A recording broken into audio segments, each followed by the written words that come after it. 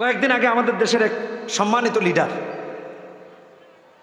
তার সম্মান সে রক্ষা না করতে পারে, আমি তাকে সম্মানিত নেতাই বললাম, প্রবীণ রাজনীতিবিদ, মন্তব্য করেছেন যে দেশে নেতা বললেন কি যে ওয়াজ মাহফিল হয়, সমাজে পরিবর্তন হয় না কেন? আমি তো দেখি সমাজে পরিবর্তন হয়, আমি দেখি, উনি দেখতে পারেন। তা আমি তার এই বক্তব্যের নিচে একটা কমেন্ট করেছি আর কি, লিখেছি যে শরীয় আইন নাই তাই অপরাধ কমে না। শরীয় আইন নাই তাই অপরাধ কমে না। শরীয় আইন থাকলে বেগম পাড়ায় আর বাণী বানান যেত। কথা বলেন ঠিক কিনা বেঠিক? এই যে বিগত সরকারের এক নেতা 350 বাড়ি বানাইছে বিদেশে, কথা বোঝেন নাই? কয়শো? কি বরকত হয়েছে চিন্তা করছেন? 350। এ টাকা আপনার আমার। শরীয় আইন থাকলে আগামীতে এমন নেতা আর তৈরি হতে পারত না। প্রগতিশীলরা বলে যদি শরীয় আইন হয় তাহলে তো হাত কেটে দিবেন, পরে বাংলাদেশের মানুষের হাত থাকবো কেমনে? চুরি করলে যদি হাত কেটে দেন, তার মানে কি সৌদি আরবের মানুষের হাত নাই? কথা বলেন। হ্যাঁ হ্যাঁ, হাত থাকবে, চুরি থাকবে না। কথা বলেন ঠিক কিনা বেঠিক? মানুষ থাকবে, মদখোর থাকবে না, রাস্তাঘাট থাকবে, ছিনতাই থাকবে না, সমাজ থাকবে, সমাজ নষ্ট করার লোকেরা থাকবে না। এজন্য শরীয় আইন দরকার। যারা বলে তার ফ্যান ফলোয়াররা ওয়াজের কোনো ফায়দা হচ্ছে না, আমি আজকের এখান থেকে আপনাদেরকে দায়িত্ব নিয়ে বলতেছি, এখানে যতগুলো মানুষ এখানে বসেছেন, সমাজের অপরাধের সাথে সব থেকে আমি চ্যালেঞ্জ করি, এখানে যারা বসছেন এই ওয়াজে এসে সমাজে যত চুরি হয়, ডাকাতি হয়, জেনা হয়, ধর্ষণ হয়, লুটপাট হয়, ছিনতাই হয়, ডাকাতি হয়, মাদক চোরা কারবারি হয়, অস্ত্র চোরা কারবারি হয়, যত জায়গায় খুন হচ্ছে, হাদি ভাইয়ের মাথায় যারা গুলি করেছে, মামুনকে যারা গুলি করে হত্যা করেছে, যত আততাই আছে, যত আন্ডারওয়ার্ল্ডের লিডার আছে, যত মাদক চোরা কারবারি আছে, এখানে এদের নাই কেউ। আমি চ্যালেঞ্জ করে বললাম, সমাজে এটাই পরিবর্তন হয়েছে ওয়াজের। যারা ওয়াজে আসে তারা এই সমস্ত অপরাধের সাথে জড়িত না। আমি চ্যালেঞ্জ করে বললাম, এটা উপস্থিত, আমার আস্থা বিশ্বাস রেখে বললাম, দায়িত্ব নিয়ে কথাগুলো বলছি। এমনকি আমি এই দায়িত্ব নিয়ে এটাও বলতে পারি, এখানে যারা বসে আছে এদের একজনও আমাদের বাংলাদেশের টাকা মেরে বেগম পাড়ায় বাড়ি বানায়নি। চ্যালেঞ্জ করলাম, এখানে যারা বসে আছে, যারা বলছে তাদের আস, যারা বলছে তাদের আস, তাদের ডানে বামে যারা আছে তাদের আস, আপনার আমার নাই। কানাডাতে গিয়েছি, কানাডায় আমাকে একজন বলতেছে, শায়েখ চলেন আপনাকে বেগম পাড়া দেখাই। আমি বললাম, ভাই আমার তো সময় নাই, আবার বাংলাদেশেও আসতে হবে, যাই নাই। বলে প্রথম জিজ্ঞেস করলাম এটা কোন বেগম পাড়া, মানে ফার্স্টে একটু আনইজি ফিল, প্রস্তুত ছিলাম না যে ওই বেগম পাড়ায় নিতে চাচ্ছে। কয় হুজুর বুঝেন না, ওই যে দেশের টাকা যে সমস্ত চোরেরা এনে বাড়িঘর করছে, ওদের বাড়িঘর আর কি দেখে। দাদু কুফরা, এই কথা বলার জন্য এতগুলো কথা বললাম।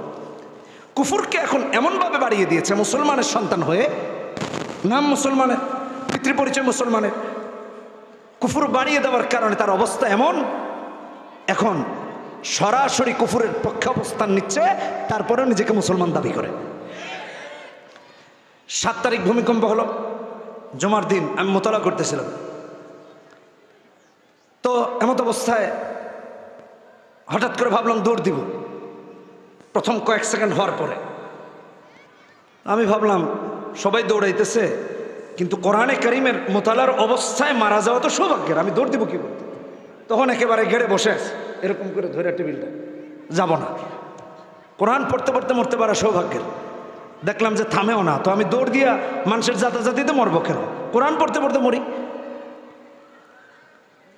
পরের দিনের মনে হয় এই বক্তব্য ছিল নেতার, তো আমি ওখানে যখন লিখেছি শরীয় আইন নাই, এখানে বহু অমুসলিম মন্তব্য করেছে, এটা নিয়ে আমার কোনো মন্তব্য নাই। অমুসলিম শরীয় আইন চাইবে না, এটা তার ব্যাপার। বহু মুসলমানের সন্তানরা শরীয় আইন চায় না, এটা আশ্চর্যের ব্যাপার। এটা হলো সুম্মাজদাদু কুফরার ব্যাখ্যা। একজন ওখানে কমেন্ট করেছে শরীয় আইনে লাথি মারে, আমি জানি না তার কমেন্টটা আজও আছে কিনা। আমার এটা দেখে খুব অবাক হলাম যে মুসলমানের সন্তান শরিয়া আইনে লাথি মারে। সুম্মাজদাদু কুফরা, কুফর কি পরিমাণে বেড়ে গেলে এটা হতে পারে চিন্তা করেন। আমি তার ওয়ালে ঢুকলাম, যে দেখি এই লোক ফেসবুকে আসলে কি মুসলমান না নাস্তিক, তার পোস্ট দেখলে তো বোঝা যাবে সে কোন চিন্তা লালন করে। তার পোস্ট খেয়াল করতে গিয়ে দেখি সে আগের দিন যে ভূমিকম্প হয়েছে এটা নিয়ে কোরআনের আয়াত পোস্ট করছে, হাদিস পোস্ট করছে, সব ঠিক আছে, কিন্তু শরিয়া আইন চায় না। আমি এই জন্য বলছি যেটা আমাদের ঘরের খবর। সুম্মাজদাদু কুফরা, স্বামী কাফের হয়ে গেছে, নয়তো স্ত্রী মুরতাদ হয়ে গেছে, নাস্তিক হয়ে গেছে, স্বামীর খবর নাই, নয়তো স্ত্রীর খবর নাই, বাবার খবর নাই, বাবা পাক্কা নামাজি হাজি সাহেব, ছেলে নাস্তিক হয়ে গেছে। সুম্মাজদাদু কুফরা, এজন্য ইমানকে আঁকড়ে ধরা, ইমানের উপর অবিচল থাকা। বলতে গেলে লম্বা হয়ে যাবে, আমি সংক্ষিপ্ত আকারে 5টা বিষয়ে কথা বলি, তাহলে ইমানের উপর অবিচল থাকতে পারবো, মজবুত থাকতে পারবো। 1 নম্বর, কোরআন সুন্নাহকে আঁকড়ে ধরা। আমলের কথা বলতেছি, ভালো করে শুনে। এই 5টা আমল করতে হবে। কয়টা আমল? কয়টা আমল? সবাইকে বুঝতে হবে কয়টা আমল। সবার মাহফিল আপনারা মেমোরিতে নিয়ে নিয়ে যাবেন, আমার এই 5টা কথা মাথায় নিয়ে যেতে হবে। 1 নম্বর, কোরআন সুন্নাহ আঁকড়ে ধরা। আমার নবীজি মুওয়াত্তা মালিকের হাদিসে বলেছেন, 1628 নম্বর হাদিস, তারাকতু ফীকুম আমরাইন লান তাদিল্লু মা তামাসসাকতুম বিহিমা কিতাবাল্লাহি ওয়া সুন্নাতা নবিয়্যি। কোরআন এবং সুন্নাহকে যে আঁকড়ে ধরবে সে কখনো ভ্রষ্ট হবে না। এই ব্যক্তি কাফের হবে না, এই ব্যক্তি মুশরিক হবে না, এই ব্যক্তি মুরতাদ হবে না। নবীজি বলেছেন হাদিসে। এই মজবুতের ব্যাপারে আল্লাহ তাআলা কোরআনে কারীমে বিভিন্ন জায়গায় বলেছেন। কোরআনে কারীম খুলে দেখেন, আল্লাহ রাব্বুল আলামিন সূরা হামিম আস-সাজদা 30 নম্বর আয়াতে বলতে গিয়ে বলেছেন, ইন্নাল্লাযীনা ক্বালু রাব্বুনা আল্লাহ সুম্মা ইসতাকামু তাতানাজ্জালু আলাইহিমুল মালায়েকা আল্লা তাখাফু ওয়া লা তাহজানু ওয়া আবশিরু বিল জান্নাতি আল্লাতী কুনতুম তুআদুন। জান্নাতের যে ওয়াদা আল্লাহ করেছেন তার সুসংবাদ দিয়েছেন ওই বান্দা বান্দীদের জন্য যারা বলেছে আল্লাহই আমার রব, রবই আমার সব, এর উপর ইস্তেকামত থেকেছে। অর্থ তার রবের থেকে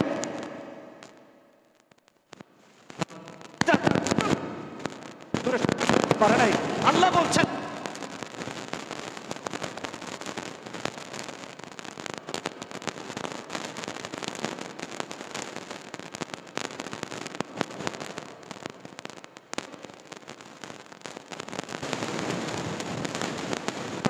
فأما الذين آمنوا بالله واعتصموا به فسيدخلهم في رحمة منه وفضله ويهديهم إليه صراطا مستقيما।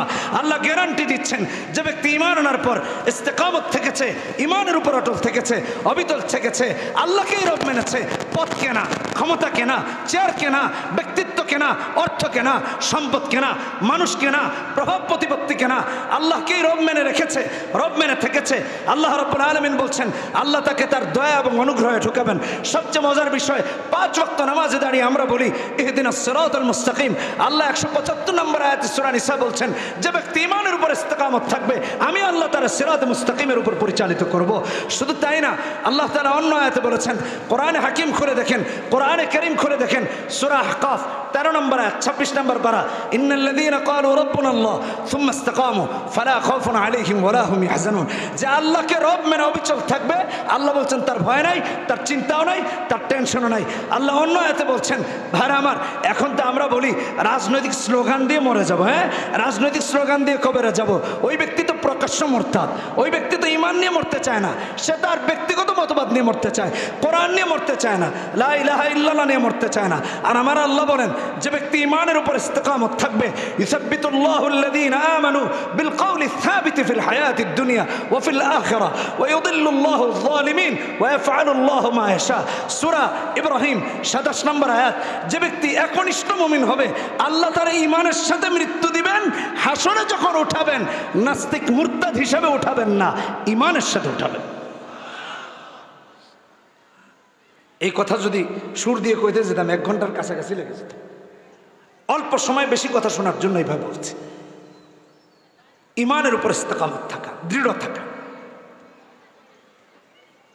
এক নাম্বার, কোরআন সুন্নাহ আঁকড়ে ধরা। নবীজি সাল্লাল্লাহু আলাইহি সাল্লাম কেমন আঁকড়ে ধরেছেন? জুলুম হয় নাই নবীজির উপরে? কথা বলেন না কেন? নবীর উপর যদি জুলুম হয়, নবীর ওয়ারিসদের উপর হবে না? বিগত 16 বছর হয় নাই? নির্দোষ আলেমদেরকে জেলখানায় মোবাইল চোর বানায় আটকে রাখছে। মানে কিচ্ছা মার্কা অভিযোগ। শয়তান দেখে কয়, এরা যে দেশে আছে আমার তো থাকার কোনো দরকারই নেই। 16 বছর শয়তান ছিল না বাংলাদেশে, ওরাই শয়তানে আমার চেয়ে বড়, আমি থেকে কি করব? শাইখুল হাদিসদেরকে মিথ্যা অপবাদ দিয়ে জেলখানায় রেখে দিচ্ছে। এটা কিয়ামত পর্যন্ত চলবে, এটা কিয়ামত পর্যন্ত চলবে। নবীর উপর চলে নাই? চলছে তো। আল্লাহ কোরআনে বলেছেন না, সূরা আনফাল 30 নম্বর আয়াত, ওয়া ইয ইয়ামকুরু বিকাল্লাযীনা কাফারু লিইউসবিতু আও ইয়াকতুলুক আও ইখরিজুক ওয়া ইয়ামকুরুনা ওয়া ইয়ামকুরুল্লাহ। ওরা মনে করেন যে ষড়যন্ত্র করে, কিন্তু কৌশলী কে? আল্লাহ। আল্লাহ যখন টান দিবেন 16 বছরের ক্ষমতাও টিকতে পারে না, এটা বাস্তবতা। ওয়া ইয়ামকুরুনা ওয়া ইয়ামকুরুল্লাহ। আচ্ছা, নবীর উপর নির্যাতন হয়েছে, নিপীড়ন হয়েছে, শিয়াবে আবি তালেবে নবীকে বন্দী করে রাখা হয়েছে। নবী কি 1 সেকেন্ডের জন্য বলছেন যে আবু জাহেল ঠিক আছে, আজ থেকে আমি উতবা সাইবা যারাই রসুলকে কষ্ট দিত তাদেরকে বলছেন যে আমি লাত মানাত উজ্জা হবলের উপর ঈমান আনলাম? 1 সেকেন্ডের জন্য বলছেন? এটা মুমিনের কাজ না, এটা ইস্তেকামত, লা ইলাহা ইল্লাল্লাহ। এই জন্য সূরা ইব্রাহিমের 27 নম্বর আয়াতের ব্যাখ্যায় মুফাসসিরিন কেরামগণ বলেন, বিল কওলি সাবিত লা ইলাহা ইল্লাল্লাহ, লা ইলাহা ইল্লাল্লাহর উপর অবিচল থাকা। ইমাম বাইহাকি তার দালাইলুন নবুওয়াতে 2য় খণ্ডে 341 নম্বর পৃষ্ঠায় ভিন্নভাবে উপস্থাপন করেছেন। নবীজি কালেমার দাওয়াত দিয়েছেন, ওরা নবীকে বলছে মারবে, হত্যা করবে, মক্কা থেকে বের করে দিবে। নবী 1 সেকেন্ডের জন্য বিচলিত হন নাই, বরং বলেছেন আমার এক হাতে চাঁদ আর এক হাতে সূর্য রাখাটা যে কষ্টের, এর চেয়েও বেশি হলেও আমার 1 সেকেন্ডের জন্য কালেমা ছাড়ার সুযোগ নাই। ইসলামের দাওয়াত বন্ধ করার কোনো সুযোগ নাই। এই জন্য ইমানের উপর ইস্তেকামত থাকা, কোরআন সুন্নাহকে আঁকড়ে ধরা, এটাই ইমানের উপর ইস্তেকামত থাকা। আল্লাহু আকবার। আবু তালেব নবীজির অবিচল থাকা এবং নবীকে সাহায্য করার জন্য কি বলেছিলেন? লা ইয়াসিলু ইলাইকা বিজামআইহিম হাত্তা উওয়াসসাদা ফিত তুরাবি দাফিনা। মুহাম্মদ কালেমার দাওয়াত দাও। আল্লাহর নামে কসম করে বলেছেন, ওয়াল্লাহি লা ইয়াসিলু ইলাইকা বিজামআইহিম, আমি যতদিন বেঁচে আছি ওরা সবাই মিলে তুমি মুহাম্মাদের কোনো ক্ষতি করতে পারবে না। একজন আবু তালেব কাফের হয়ে মুহাম্মদ সাল্লাল্লাহু আলাইহি ওয়াসাল্লামকে প্রোটেক্ট করেছেন, আর আজকে মুসলমানের নাম, মুসলমানের সন্তান হয়ে ইসলাম চায় না। আবু তালেবের চেয়ে কত জঘন্য চিন্তা করে দেখেন। লম্বা করতে চাচ্ছি না, তাই সামনের দিকে যাই। নবীজি কেমন অবিচল ছিলেন? নামাজে দাঁড়িয়েছেন, বুখারী হাদিস 240 নম্বর হাদিস। আব্দুল্লাহ ইবনে মাসউদ রাদিয়াল্লাহু তাআলা আনহু হাদিসের বর্ণনাকারী। সালাতে দাঁড়িয়েছেন, নামাজে দাঁড়িয়েছেন, আল্লাহু আকবার, রুকুতে গিয়েছেন, সিজদায় গিয়েছেন। আবু জাহেল সাঙ্গপাঙ্গদেরকে বলে, এই তোমরা কে আসো? মুহাম্মদ সালাত আদায় করছে, নামাজ আদায় করছে, তোমরা কে আসো এমন? মুহাম্মদ সাল্লাল্লাহু আলাইহি ওয়াসাল্লাম যখন সিজদায় যাবে তার মাথায় ময়লা এনে রেখে দাও, যাতে করে মুহাম্মদ মাথা উঠাতে না পারে। নাউজুবিল্লাহ। নবীকে বিব্রত করা। বিগত 16 বছর আলেমদেরকে এভাবে কষ্ট দেওয়া হয়েছে শুধু দিনের উপর অবিচল থাকার কারণে। চাকরি ছাড়া থেকে নিয়ে, মিথ্যা মামলা দেওয়া থেকে নিয়ে, দেশ ছাড়া থেকে নিয়ে, এগুলো হয়েছে।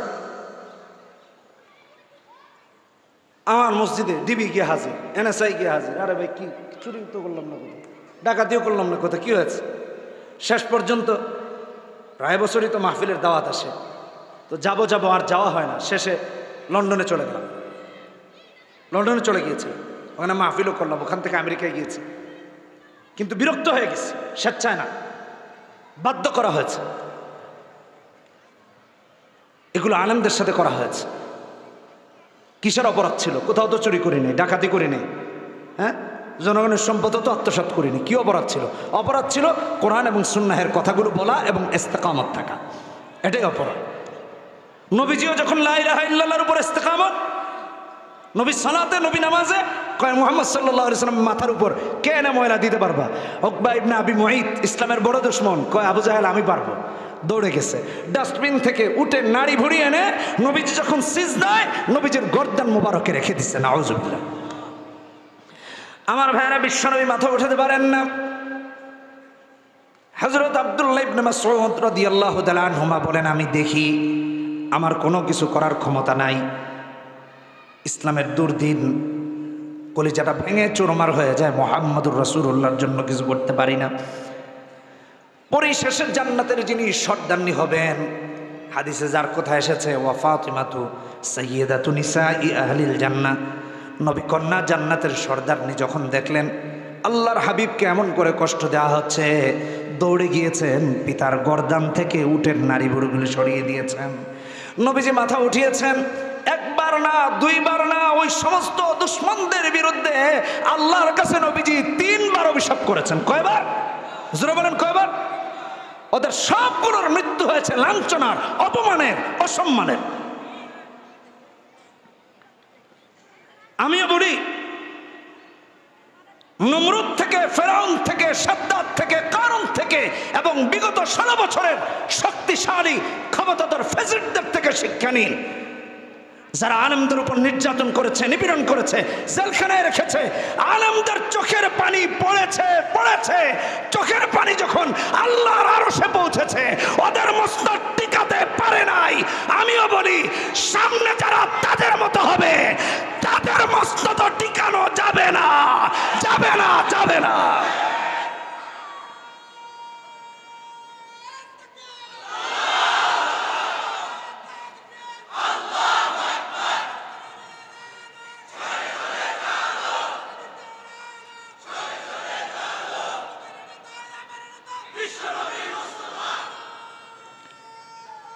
যে কথা বলছিলাম, মুহাম্মদ সাল্লাল্লাহু আলাইহি ওয়াসাল্লাম কি নামাজ পড়া বাদ দিয়ে দিয়েছেন? কষ্ট দেওয়া হয়নি? নবীকে মেরে ফেলার চেষ্টা করা হয়েছে। 3856 নম্বর হাদিসে বুখারীতে আসছে, রাসূল নামাজে উকবা ইবনে আবি মুঈত এসে পেছন থেকে রাসূলুল্লাহ সাল্লাল্লাহু আলাইহি ওয়াসাল্লামের গলা মুবারকে চাদর টেনে ধরেছে। নবীজির চেহারা মুবারক লাল হয়ে গেছে। নামাজ বাদ দিয়ে দিয়েছে। কথা বলে না কেন? ইসলাম ছেড়ে দিয়েছেন? দৃঢ় থেকেছেন, দৃঢ় থেকেছেন। আজকের আমার সমস্ত ভাইদের কাছে প্রথম আমলের বিষয় কোরআন সুন্নাহ আঁকড়ে ধরা। পৃথিবী যেদিকে যায় যাবে, কিন্তু কোরআন সুন্নাহকে ছাড়ার কোনো সুযোগ নাই। হযরত বিলাল নামাজ আদায় করেছেন, ছেড়ে দিয়েছেন। আবু বকর নামাজ আদায় করেছেন না? জুলুম ঠিকই তো হয়েছে। সিরাত ইবনে হিশামের প্রথম খণ্ডে আসছে, হযরত আবু বকর যখন ইসলামের প্রকাশ্য দাওয়াত দিলেন, মারতে মারতে মারতে মারতে উতবা ইবনে রবিআ জুতা দিয়ে হযরত আবু বকরের চেহারা পদদলিত করেছে, জ্ঞান হারিয়ে ফেলেছে। হুশ এসেছে, জিজ্ঞেস করছেন আমার রাসূল কি করতেছেন? সুবহানাল্লাহ। 1 সেকেন্ডের জন্য রাসূলকে ভুলেন নাই। আপনি আমি কেমনে ভুলে যাই? কি করে নবীজিকে ভুলে যাই? যুবক ভাইরা আমার, ইমানকে মজবুত করা, কোরআন সুন্নাহকে আঁকড়ে ধরা, এটা প্রথম আজকের আমল।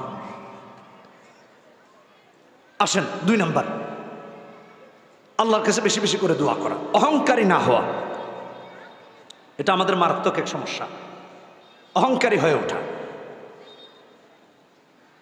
যারা দেখবেন এই সমস্ত কথা বলে, ওরা কখনো আল্লাহকে বিশ্বাসই করে না। ইসলামের বিরুদ্ধে যারা কথা বলে, আসলে ওরা আন্তরিকভাবে আল্লাহকে বিশ্বাসই করে। আল্লাহ রাব্বুল আলামিন এই জন্য দোয়া শিখিয়ে দিয়েছেন। সূরা আল ইমরান 9 নম্বর পৃষ্ঠা 3 নম্বর পারা 8 নম্বর আয়াত, রব্বানা লা তুযিগ কুলুবানা বা'দা ইয হাদাইতানা ওয়া হাব লানা মিন লাদুনকা রাহমাতান ইন্নাকা আনতাল ওয়াহ্হাব। দোয়া শিখিয়ে দিয়েছেন আল্লাহ। সবাই পড়ি রব্বানা, সবাই রব্বানা লা তুযিগ কুলুবানা বা'দা ইয হাদাইতানা ওয়া হাব লানা মিন লাদুনকা রাহমাহ ইন্নাকা আনতাল ওয়াহ্হাব। এই দোয়া বেশি বেশি করে আল্লাহর কাছে করা। অহংকারীরা দোয়া করে না, বিনয়ীরা দোয়া করে।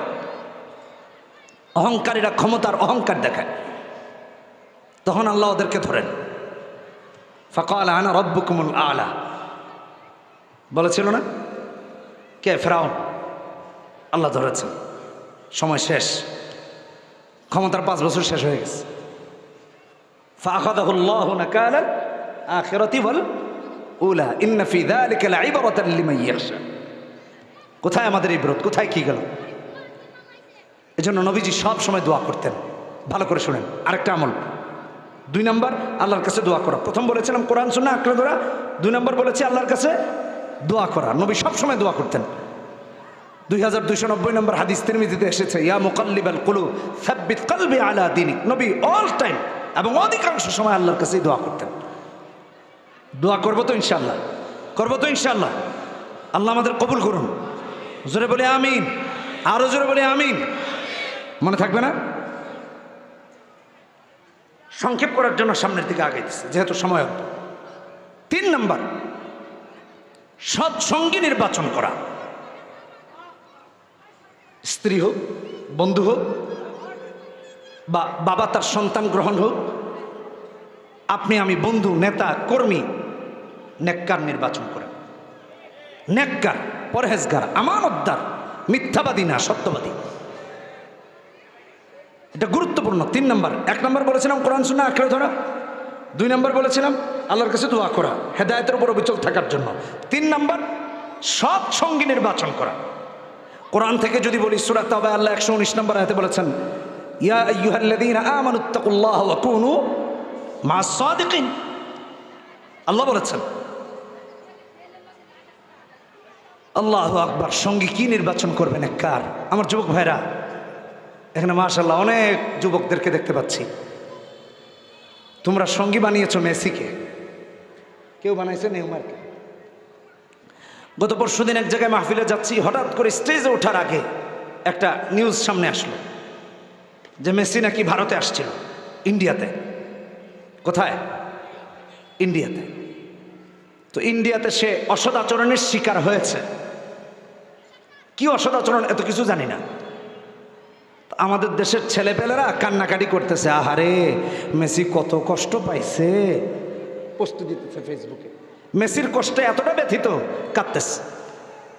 মেসি যদি আর ইন্ডিয়া আর বাংলাদেশে না আসে, আল্লাহর রহমত তো নাজিল হওয়ার কোনো উপায়ই নেই। কি বলেন না? মেসি না আসলে সঙ্গী বানিয়েছে কারে দেখেন? আল্লাহ বলেছেন কুনু মা'আস সাদিকিন। ও বানিয়েছে কাফের মুশরিককে। আল্লাহ বললেন লা তাত্তাখিদুল ইয়াহুদা ওয়ান নাসারা আউলিয়া বা'দুহুম আউলিয়াউ বা'দ। 51 নম্বর আয়াতে সূরা তাওবা, সূরা মাইদা। আর আপনি আর আমি ইহুদি নাসারাকেই সঙ্গী বানাই। চুল কাটি তার মতো, দাড়ি রাখি তার মতো, আহারে লেবাস পরি তার মতো। মুসলমানের সন্তান, ইসলামিক লেবাস নাই কিন্তু 10 নম্বর জার্সি ঠিকই আছে। কোথায় আছে দেখেন? দাড়ি রাখে না কিন্তু চুল চোরের মতো ঠিকই কাটে, কারণ নেইমার কেটেছে, তাকে তো জানোয়ার হতেই হবে, তাই সেও চুল কেটেছে এরকম করে। আল্লাহ কি বললেন আর আপনি আর আমি কি করলাম? রসুল কি বললেন, আপনি আমি কি করলাম? নেককারকে বন্ধু বানান। আমেরিকাতে গিয়েছি একটা প্রোগ্রামে, ওখানে মায়ামি নাম শুনেছেন অনেকে, গুগলে সার্চ দিয়ে দেখবেন। পৃথিবীর সুন্দর জায়গাগুলোর একটা জায়গা মায়ামি। আল্লাহ অনেক জায়গাতে ঘুরিয়েছেন মায়ামি। ফ্লোরিডার একটা শহর। হ্যাঁ, মানে ট্রাম্প স্যার আছে না, ট্রাম্পের বাড়ি যেখানে আর কি, ওখানে। তো ওখানে মেসি নাকি ইন্টার মায়ামি একটা ক্লাবে খেলে। হ্যাঁ, তাই না? ওই যে আপনাদের পিসাবার কিসে একটা ক্লাবে খেলে। তো আমার এক ভাই সঙ্গত কারণে তিনি গতকালকে আমাকে মেসেজ করছেন যে আমার এই কথা বলছে, কই শায়েখ চলেন একদিন মেসিকে দেখায় নিয়ে আসি, আমারে প্রস্তাব করতেছে। তো আমি বললাম মেসিকে দেখলে কি সব টব আছে নাকি? কথা বুঝেন নাই? আল্লাহর ওলিদেরকে দেখলে নিলে সব আছে, বুজুর্গদের সাথে মোলাকাত করলে সব আছে। কি বলেন, ঠিক কিনা বেটি? তো মেসি দামাত বারকাত হুমরে দেখলে এটা ব্যাপার সেবার কেমন? কয় শায়েখ না এরকম কিছু না, অনেকের আশা থাকে না, কিংবদন্তি ফুটবলার এই সেই, বুঝেন নাই কথাটা? আহারে কোথায় আপনার আমার বিবেক চলে গেছে দেখেন। তো আমি বললাম, যে লোক ইসলামকে পছন্দ করে না, প্রথম কথা, যে লোক মুসলমানের রক্তে তার হৃদয়ে ব্যথিত হয় না, যে লোক সারা পৃথিবীতে মুসলমানদেরকে হত্যাযজ্ঞ হলে একটা স্ট্যাটাস দিয়ে, একটা পোস্ট দিয়ে, একটা স্টেটমেন্ট দিয়ে তার প্রতিবাদ করে না, 70,000 নারী পুরুষ আমাদের শিশু কিশোরদেরকে ফিলিস্তিনে হত্যা করেছে, যার একটু সহমর্মিতা নাই, এমন একজন ইসলাম বিদ্বেষীর সাথে আমার মোলাকাত করার কোনো ইচ্ছা নাই। সুস্পষ্ট কথা, জেনে নিন। আমি আশ্চর্য হই আমার কলিজার টুকরা যুবক যারা ইসলামকে পদে পদে লাঞ্ছিত করে, যারা মুসলমানের রক্ত দেখেও একটু কলিজা ফাটে না, কাঁদে না, সহমর্মী হয় না, তাদের মাথায় লেবাস তোমার কিভাবে উঠবে? তুমি তার লেবাসকে মাথায় কেন উঠিয়েছো? তুমি তার জার্সি কেন পড়েছো? অথচ রাসূল তোমার জন্য রাতের পর রাত সিজদায় পড়ে কেঁদেছেন, তুমি তার দাড়িটা চেহারায় উঠাও নাই, তুমি তার সুন্নতি লেবাস তোমার আপাদমস্তকে উঠাও নাই। বললে তো লম্বা হয়ে যাবে। আল্লাহ বলেছেন, লাকাদ কানা লাকুম ফি রাসূলিল্লাহি উসওয়াতুন হাসানা। তুমি বানিয়েছো ইহুদি নাসারাকে সঙ্গী বানান, নেককার, পরহেজগার, দিনদার, আমানতদার, মুত্তাকি, পরহেজগার দেখে। চোর ডাকাতদেরকে বানায়েন না, নেককার বানান। বাস্তবতা বললে অনেক লম্বা হয়ে যাবে। এটা কত তারিখ ভুলে গেছি, মসজিদে যাচ্ছি জুমার নামাজে, সঙ্গত কারণে গাড়ি নিয়ে যাইনি, তাড়াহুড়া করে নেমে একটা অটো পেয়েছি, বলি তাড়াতাড়ি চলে, দেরি হয়ে গেছে। আমাদের মসজিদ আবার আপনাদের সব মসজিদের মতো না। এখন তো প্রায় মসজিদে খতিবদেরকে চাকর বানিয়ে রাখে, ইমামদেরকে। যখন যাই তখন নামাজ, যখন যাই তখন বায়ান, কোনো ফাইজলামিটা ইসলামের জায়গা নেই। এখন তো বুড়া হয়েছি, বুঝেন নাই কথাটা, চুলদাড়ি পাকতেছে। 16 বছর হয়ে গেছে ঢাকার বড় বড় মসজিদ, আলহামদুলিল্লাহ আল্লাহ খ্যাতমত নিয়েছেন। এখন তো এমনি মানুষজন চায়। এই কথা বলার উদ্দেশ্য কি? খতিবদেরকে চাকর বানায় রেখেন না, তাদেরকে স্বাধীনতা দিন, নেতৃত্ব তাদের হাতে দেন, দেখবেন সমাজ ঠিক হয়ে যাবে। এটা আমি বলতেছি খতিবদের জন্য, তাহলে দেখবেন সমাজ পরিবর্তন হবে। চোর বাটপারদের হাতে সমাজকে তুলে দিন। আমার প্রসঙ্গত কথাগুলো বলতেছি। লাকাদ কানা লাকুম ফি রাসূলিল্লাহি উসওয়াতুন হাসানাহ, খুবই ইম্পর্টেন্ট। সঙ্গী বানান নেককার।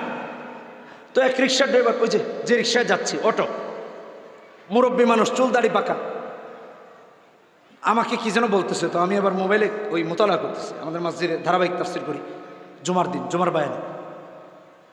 তো বলতেছে, হুজুর আপনারে কিছু কথা বলতেছে, একটু শোনেন। আমি সামনে থেকে বলতেছি, তা আমি একটু মনোযোগ দিলাম, মনে হ্যাঁ বাবা বলেন। তো আমি আবার এরকম করে হাতটা এখানে দিয়ে একটু কানটা আগায় দিলাম, চাচার কথাগুলো শুনি। চাচা বলতেছে, শেখ হুজুর, এই যে সমাজের সমস্যা কিভাবে কি হয়, বলে কি সমস্যা? এখন মুসলমানের মেয়ে বোরকা পরে, হিজাব পরে, পর্দা করে, অমুসলিমের সাথে প্রেম করে তার বাচ্চা পেটে নিয়ে তার বাড়ি চলে যাচ্ছে। সমাজ কেমনে ঠিক হবে? সঙ্গী বানাবে নেককার, সঙ্গী বানাচ্ছে কাফের। সঙ্গী বানাবে মুত্তাকি, সঙ্গী বানাচ্ছে অমুসলিম, আবার তার সন্তানও করবে নিয়ে নিচ্ছে। আমার অনেক মেয়েদের স্টেটমেন্ট দেখেছি, সে কাফের হয়ে গেছে, সে বলছে আমি আমার ধর্ম পরিবর্তন করে দিয়েছি। বাবাদেরকে সচেতন হওয়া দরকার। একজন রিক্সার ড্রাইভারের এই অনুভূতি আছে, আপনার আমার নাই।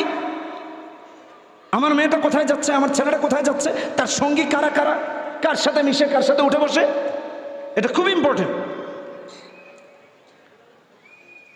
ইংল্যান্ডে গিয়েছি, ওখানে এক ভাই অভিযোগ করতেছেন তার 4 মেয়ে, ভালো করে শোনেন, কয় মেয়ে? 4 মেয়ে, 4 জন নেশার সাথে জড়িত হয়ে গেছে, 4 জনই নেশার সাথে জড়িত হয়ে গেছে। 18+। আমেরিকাতে, লন্ডনে বা ইউরোপ আমেরিকাতে গাঁজা খাওয়া বৈধ, নেশা করা বৈধ, 18+ হয়ে গেলে 4 মেয়ে নেশার সাথে জড়িয়ে গেছে। কি কারণে? ফ্রেন্ড সার্কেলের কারণে। ফ্রেন্ড সার্কেল নেশাখোর বানিয়ে দিচ্ছে, গাঁজাখোর বানিয়ে দিচ্ছে। কোথায় আছি ভাই? সমাজ কোথায়? সঙ্গী বানান নেককার। এ কথা বলার উদ্দেশ্য কি? আজ থেকে মসজিদের খতিব, ইমাম, হক্কানি আলেমদের সাথে সম্পর্ক কায়েম করেন, দেখবেন চুরি ডাকাতি এলাকায় বন্ধ হয়ে গেছে। সম্পর্ক কায়েম করান সন্তানের, দেখবেন আপনার সন্তান কোনোদিন আপনার গলায় ছুরি ধরতে আসবে না। দায়িত্ব নিয়ে কথাগুলো বলতেছি, সময় থাকলে আরো বলতাম। সঙ্গী যদি নেককার না হয় তাহলে মুসলমানের ঈমান ধরে রাখা সম্ভব হয় না। সূরা ফুরকানে আল্লাহ তাআলা বলেছেন, ওয়ায়াউমা ইয়া'আদ্দু যালিমু আলা ইয়াদাইহি ইয়াকুলু ইয়া লাইতানি ইত্তাখাযতু মা'আর রাসূলি সাবিলা ইয়া ওয়াইলাতা লাইতানি লাম আত্তাখিয ফুলানান খলিলা লাকাদ আযাল্লানি আনিয যিকরি বা'দা ইয জাআনি ওয়া কানা আশ-শাইতানু লিল ইনসানি খাযুলা। 27, 27, 28, 29 নম্বর আয়াত, 19 নম্বর পারার প্রথম পৃষ্ঠা। উকবা ইবনে আবি মুআইত ব্যবসায়ী ছিল। ব্যবসার কাজ ছেড়ে যখন আসতো, বাড়ি ফেরার পর সবাইকে দাওয়াত করে খাওয়াতো। একবার সে মুহাম্মদ সাল্লাল্লাহু আলাইহি সাল্লামকেও দাওয়াত করেছে। তাফসিরে বাগাবিতে আসছে, তাফসিরে ইবনে কাসিরে আসছে, বিভিন্ন তাফসিরে বিভিন্নভাবে আসছে। আমি সারাংশটা বলতেছি। নবীজিকে দাওয়াত করেছে। মুহাম্মদ সাল্লাল্লাহু আলাইহি সাল্লাম এসেছেন। তো নবীজিকে যখন তার বাসায় খাবার খেতে বলা হলো, নবীজি বললেন, উকবা, আমি ততক্ষণ পর্যন্ত তোমার দাওয়াত গ্রহণ করছি না, খাচ্ছি না, যতক্ষণ না তুমি পড়বা লা ইলাহা ইল্লাল্লাহ, অর্থাৎ ইসলাম গ্রহণ না করলে খাবো না। উকবা ইবনে আবি মুআইত টেনশনে পড়ে গেল যে আমার বাসায় এসে মোহাম্মদ না খেয়ে যান, এটা তো আমার জন্য প্রেস্টিজ ইস্যু, এটা তো আমার জন্য অপমানের, এটা তো আমার জন্য লাঞ্ছনার। এক পর্যায়ে রাজি হয়েছে কালেমা পড়বে। কালেমা পড়লে খাবা? হ্যাঁ। আশহাদু আল্লা ইলাহা ইল্লাল্লাহ আশহাদু আন্না মুহাম্মাদান আবদুহু ওয়া রাসূলুহু, মুসলমান হয়ে গেছে। নবীজি খাবার গ্রহণ করেছেন। আসেন, যে কথা বলার জন্য বলতেছি এটা এখন। তার বন্ধু ছিল উমাইয়া ইবনে খালফ। পুরো মক্কা ছড়িয়ে গেছে রাসূলুল্লাহর এত বড় দুশমন ইসলাম এনেছে যে নবীজিকে পেছন থেকে নামাজে গলা চাদর দিয়ে বেঁধে মেরে ফেলতে চাইতো, যে রাসূলুল্লাহকে নামাজে গর্দান মুবারকে ময়লা ঢেলে দিত। সে ইসলাম গ্রহণ করেছে। পুরো মক্কা সারা পড়ে গেছে। উমাইয়া ইবনে খালফ বলে, উকবা, তুমি নাকি কালেমা পড়েছো? বলছে, দেখো, বাস্তবতা ভিন্ন ছিল। মুহাম্মদ আমার বাড়িতে খাবার না খেয়ে চলে গেলে এটা আমার জন্য প্রেস্টিজ ইস্যু হয়। আমি খাবার খেলে, আমি ইসলাম গ্রহণ করলে তিনি খাবার খাবেন, তাই আমি ইসলাম গ্রহণ করেছি। বন্ধু বন্ধু উমাইয়া ইবনে খালফ ইসলাম গ্রহণকারী উকবাকে বলছে, হয়তো তুমি মুহাম্মদকে বন্ধু বানাও, নয়তো আমাকে রাখো। আমার সাথে বন্ধুত্ব রাখলে মুহাম্মদকে রাখা যাবে না, আর মুহাম্মদকে রাখলে আমার সাথে রাখা যাবে না। কোনটা গ্রহণ করবা তুমি বলো? সঙ্গী, বন্ধুত্ব। ভালো করে শুনেন। উকবা ইবনে আবি মুআইত বলে, উমাইয়া ইবনে খালফ, তোমার সাথে আমার বন্ধুত্ব থাকবে, মুহাম্মাদের সাথে থাকবে না, প্রয়োজনে চলে যাবে। নাউজুবিল্লাহি মিন যালিক। কেউ আমার কথা বোঝে নাই মনে হয়। তোমার সাথে থাকবে, মুহাম্মাদের সাথে নয়। উমাইয়া ইবনে খালফ বলছে, তাহলে কিভাবে তাকে কালেমা ফেরত দিবা? উমাইয়া ইবনে খালফ উকবা ইবনে আবি মুআইতকে শিখায়া দেয়, তো এক কাজ করো, সবাইকে আবার ডাকো, সবার সামনে মুহাম্মদ সাল্লাল্লাহু আলাইহি সাল্লামের চেহারা মুবারকে থুতু মারবা, নাউজুবিল্লাহ, আর থুতু মেরে বলবা, মুহাম্মদ, এই যে আমি কালেমা গ্রহণ করেছিলাম, এই কালেমা আবার তোমাকে ফেরত দিলাম। নাউজুবিল্লাহটা একটু চিৎকার দেব। ইসলাম ফেরত দিবে। আল্লাহ রাব্বুল আলামিন জিবরিলকে বলেন, জিবরিল, আমার হাবিবকে যে এরকম করে অপমান করতে চায়, যাও, যখন আমার হাবিবের চেহারা মুবারকে থুতু মারবে, থুতুটা ধরবা, পাল্টা তার চেহারায় নিক্ষেপ করবা, এমনকি মরণ পর্যন্ত তার চেহারাটা বিকৃত করে দিবা। মুফাসসিরিনে কেরামগণ লিখেন, মরণ পর্যন্ত তার চেহারা বিকৃত ছিল। আয়োজন করেছে নবীজিকে কালেমা ফেরত দেওয়ার আয়োজন। থুতু নিক্ষেপ করেছে, থুতু পাল্টা তার চেহারায় জিবরিল নিয়ে নিক্ষেপ করে তার চেহারাকে বিকৃত করে দিয়েছেন। তার চেহারা বিকৃত করে দিয়েছেন। তাম পৃথিবী তাকে লাঞ্ছিত করে রেখেছেন আল্লাহ। অপমানের মৃত্যু হয়েছে, মৃত্যু পর্যন্ত অপমানিত ছিল। আল্লাহ রাব্বুল আলামিন তার কথা বলতে গিয়ে বলছেন, বন্ধুত্ব তাকে এমনভাবে ভ্রষ্ট করে দিয়েছে, কিয়ামতের দিন হাত কামড়াতে থাকবে আর আক্ষেপ করে বলতে থাকবে, আহারে, ওই দিন আমি যদি মুহাম্মাদের সাথে বন্ধুত্ব রাখতাম, উমাইয়ার সাথে যদি বন্ধুত্ব না রাখতাম, তাহলে আজকে আল্লাহর জান্নাতে আমি যেতে পারতাম। ঠিক কিনা বেঠিক জোরে বলেন। আমার ভাইয়েরা, এই সমাজেও বহু মানুষ অসৎ বন্ধুর কারণে জাহান্নামী হয়ে যায়, অসৎ নেতৃত্বের কারণে জাহান্নামী হয়ে যাবে। কিয়ামতের ময়দানে আক্ষেপ করে বলতে থাকবে, আহারে খতিব সাহেবের অনুসরণ করলে, আল্লাহ আল্লাহ রাসূলের অনুসরণ করলে, ভালো মানুষের সাথে সম্পর্ক রাখলে আমিও হতে পারতাম জান্নাতি। এই জন্য সঙ্গী নির্বাচন করা, নেককার, পরহেজগার, দিনদার, আমানতদার, আল্লাহ মালাকে সঙ্গী বানান, মুত্তাকিকে সঙ্গী বানান। কয়টা বললাম? কয়টা? 1 নাম্বার কোরআন সুন্নাহ আঁকড়ে ধরা। 2 নাম্বার, মাশাআল্লাহ, মনে আছে দেখছেন? তাহলে বোঝা গেল ওয়াজ আলহামদুলিল্লাহ সাকসেস। 3 নাম্বার, সৎ সঙ্গী নির্বাচন করা। 4 নাম্বার, ইলম হাসিল করা এবং ইলম অনুযায়ী আমল করা। তাম পৃথিবী আমাদেরকে শিক্ষা দেয়, মুসলমানরা মূর্খ বোঝায়। আর আল্লাহ তাআলা প্রথম ওহী নাযিল করেছেন ইকরা। চিন্তা করছেন? বিসমি রাব্বিকাল্লাযী খালাক। ওরা আমাদেরকে নাকি শিক্ষা দীক্ষার ব্যাপারে মূর্খ বলে, আর আমার ধর্ম প্রথম মেসেজ দিয়েছে পড়ো তোমার প্রভুর নামে সুবহানাল্লাহ, যেটা অন্য কোনো ধর্মে নাই। 2 নাম্বার, রাসূল এই জ্ঞান হাসিল করাকে ফরজ করেছেন। এই যুবক ভাইরা, আমার জিরাবো গার্মেন্টস শ্রমিক কাফেলা, তাদের সদস্য সংখ্যা নাকি অনেক, মাশাআল্লাহ। এই চতুর্থ বিষয়টা যে বলতেছি, কোরআনের যেটুক জ্ঞান হাসিল না করলে নামাজ বিশুদ্ধ হয় না, ওটুক শিক্ষা করা ফরজ। ফরজ। 229 নম্বর হাদিসে ইবনে মাজাহ রাসূল বলেছেন, তলাবুল ইলমি ফরিদাতুন আলা কুল্লি মুসলিম। কুল্লি মুসলিম, প্রত্যেকটা মুসলমানের উপর ইলমে দ্বীন শিক্ষা করা ফরজ। এটা 4 নম্বর আমল। আজকের এই মাহফিল থেকে চতুর্থ যে মেসেজ নিয়ে গেলাম, আজকের এই মাহফিল থেকে এই শিক্ষা নিয়ে বাড়ি ফিরবো যে সুযোগ পেলেই কোরআন বিশুদ্ধ করতে হবে। দ্বিতীয়, বুঝতে হবে। তৃতীয়, আমল করতে হবে। না বুঝলে কেমন আমল করব? সব বুঝতে হবে, বিষয়টা এমন না। যেটুকু না বুঝলে দিনের উপর চলা সম্ভব না, সেটুকু বোঝা ফরজ, সেটুকু জানা ফরজ। কথা স্পষ্ট, এখানে কোনো অস্পষ্টতা নাই। এই জন্য কোরআন সুন্নাহ শিখবো এবং কি করব? আমল করব। আল্লাহ আমাদেরকে হেফাজত করুন। আবু দাউদের হাদিসে 3666 নম্বর হাদিস, নবীজি বলেছেন এই জন্য, মান তাআল্লামা ইলমান মিম্মা ইউবতাগা বিহি ওয়াজহুল্লাহ লা ইয়াতাআল্লামুহু ইল্লা লিয়ুসিবা বিহি আরদাম মিনাদ দুনিয়া লাম ইয়াজিদ আরফাল জান্নাতি ইয়াউমাল কিয়ামা। দিন শিক্ষা, হ্যাঁ, পেটের রুজির জন্য না। কথা বোঝেন নাই? হ্যাঁ, পেটের রুজির জন্য না। অনেকে আমারে বলে, কয় হুজুর একটু ভাইরাল টাইরাল হইতে হবে না, নাইলে তো খাওয়া নাই।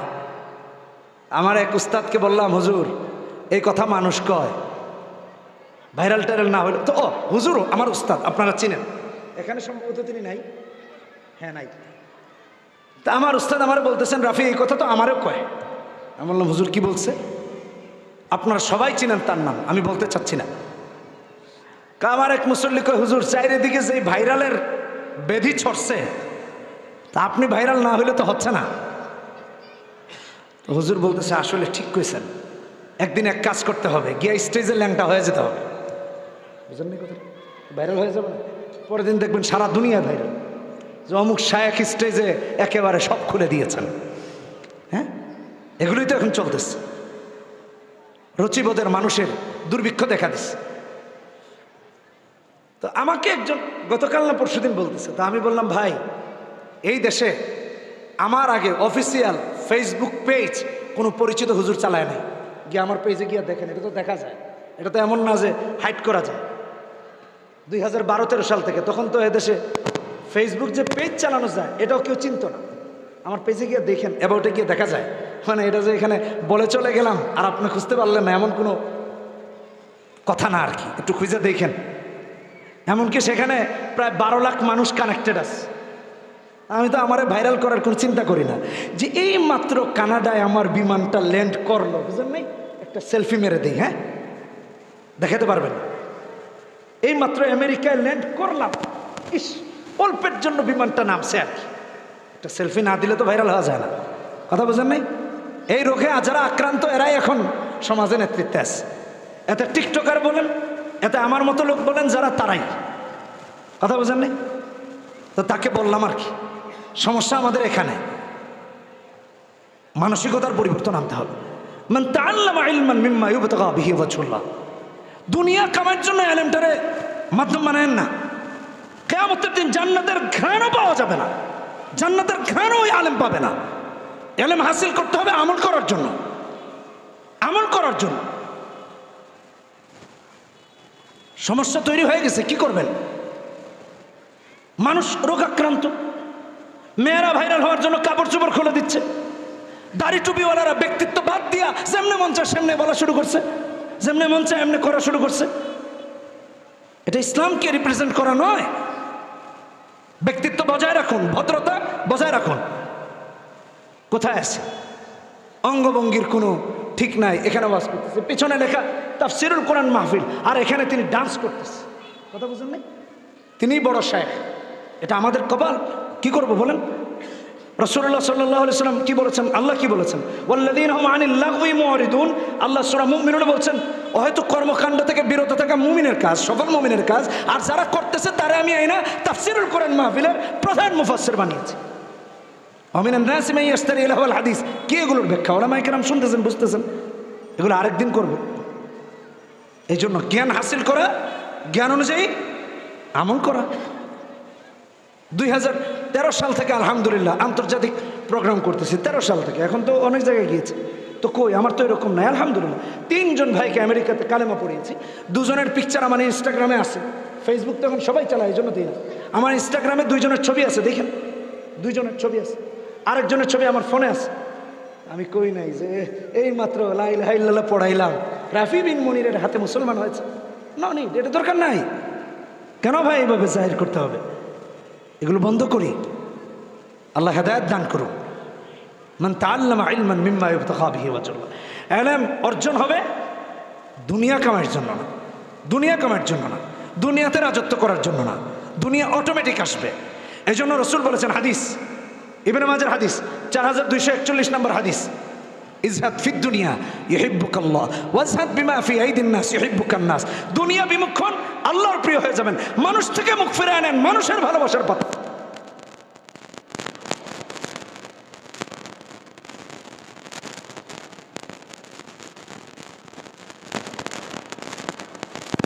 ورسوله ثم لم يرتابوا وجاهدوا بأموالهم وأنفسهم في سبيل الله أولئك। এক নাম্বার কোরআন সুন্নাহ আঁকড়ে ধরা, 2 নাম্বার আল্লাহর কাছে দোয়া করা হেদায়েতের উপর থাকার জন্য, 3 নাম্বার সৎ সঙ্গী নির্বাচন করা, 4 নাম্বার বলেন কি? জ্ঞান, মাশাআল্লাহ মনে আছে, এলম হাসিল করা, এলম অনুযায়ী আমল করা। 5 নাম্বার কখনো যদি ইসলামের জন্য, দ্বীনের জন্য, আল্লাহর জন্য জান দিতে হয়, মাল দিতে হয়, জান মাল নিয়ে আল্লাহর জন্য লড়াইয়ের জন্য রেডি হয়ে যাওয়া। কে কে রাজি আছেন হাত তুলে দেখায় দেন মুসলমানেরা। আল্লাহ আমাদের সবাইকে আমল করার তৌফিক। আখিরু দাওয়ানা আলহামদুলিল্লাহ।